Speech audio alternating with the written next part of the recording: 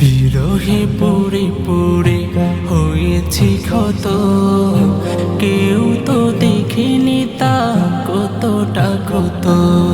আলহামদুলিল্লাহ, আল্লাহ তাআলার অশেষ মেহেরবানি। এই মাদ্রাসার মারকাজুল উলুম নূরে মদিনা মডেল মাদ্রাসা 2017 সালে প্রতিষ্ঠিত। এই মাদ্রাসাটির মূল ঠিকানা সাভার পশ্চিম মজিদপুর ছোটবলি মেহের আবাসিক চাঁদ হোটেলের পূর্ব পাশে, যেখানে প্রতিষ্ঠিত মাদ্রাসা। আল্লাহ তাআলার এখান থেকে বহু কোরআনে হাফেজ প্রতি বছর বের হচ্ছেন। বিগত 70 সাল থেকে এই পর্যন্ত আমি হাফেজ মোহাম্মদ আজমল হুসাইন মাদ্রাসার প্রতিষ্ঠাতার শুরু থেকে মুহতামিম এবং পরিচালনার কাজ দায়িত্ব পরিচালনা করে আসতেছি। এই পর্যন্ত আলহামদুলিল্লাহ প্রতি বছর বহুত কোরআনে হাফেজ তৈরি হচ্ছেন, যেখানে আগে কোনো কিছুই ছিল না।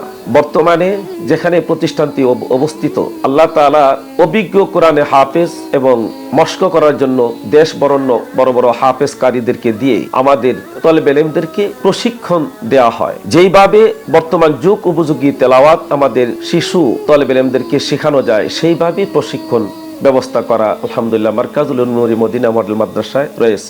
এমনও কিছু তলাবায় আল্লাহ তাআলা এখানে উপস্থিত করেছেন, ভিন্ন ভিন্ন মাদ্রাসা থেকে বের করে দেওয়া হয়েছে। তাদের কোরআনে হাফেজ তারা হইতে পারবে না, মেধা শক্তি কম, বয়স হয়ে গেছে।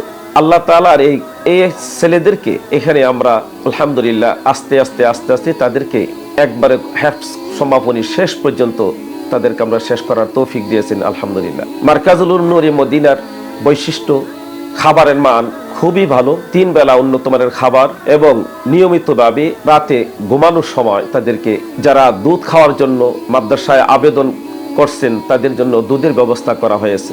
শুধু তাই নয়, ভিন্ন ভিন্ন যদি আরো উপর খাবারের চাহিদা থাকে, যার যেই রকম সমর্থ সেই ধরনের খাবারের ব্যবস্থাও এখানে করা হয়েছে আলহামদুলিল্লাহ। প্রতি বছর এলাকা ভিত্তিক যে সমস্ত নেতৃবৃন্দ আছে আমাদের এই প্রতিষ্ঠান আলহামদুলিল্লাহ পরিদর্শন করেন। তারা নিয়মিতভাবে প্রত্যেক অনুষ্ঠানে উপস্থিত থাকিয়া আমাদের তলেবে ইলমদেরকে তারা পুরস্কার বিতরণ করে এবং এলাকাবাসীর গর্ববোধ করেন যে একটা সর্বোত্তম সবচেয়ে ভালো একটা প্রতিষ্ঠান মারকাজুল উলুম নূরে মদিনা মডেল মাদ্রাসা হিসাবে আমাদের এই পশ্চিম মজিদপুর ছোটবলি মেহের আল্লাহ তাআলা কবুল করছেন। এই জন্য এলাকাবাসী আলহামদুলিল্লাহ গর্ববোধ করেন। আমিও আশা করি আপনারা যারা অভিভাবকবৃন্দ সামনে আছেন, সামনে আমাদের এই প্রতিষ্ঠানকে কিভাবে উন্নতি করা যায় এবং ছাত্রবৃন্দ দিয়ে আমাদের এই মাদ্রাসাকে কিভাবে পড়নেওয়ালা ছাত্র দিয়ে ভরপুর করা যায়, সেই দোয়া এবং সেই আশা আপনাদের কাছে রেখে আমার কথা শেষ করছি। ওয়া আখির দাওয়ানা আনিল হামদুলিল্লাহি রাব্বিল আলামিন।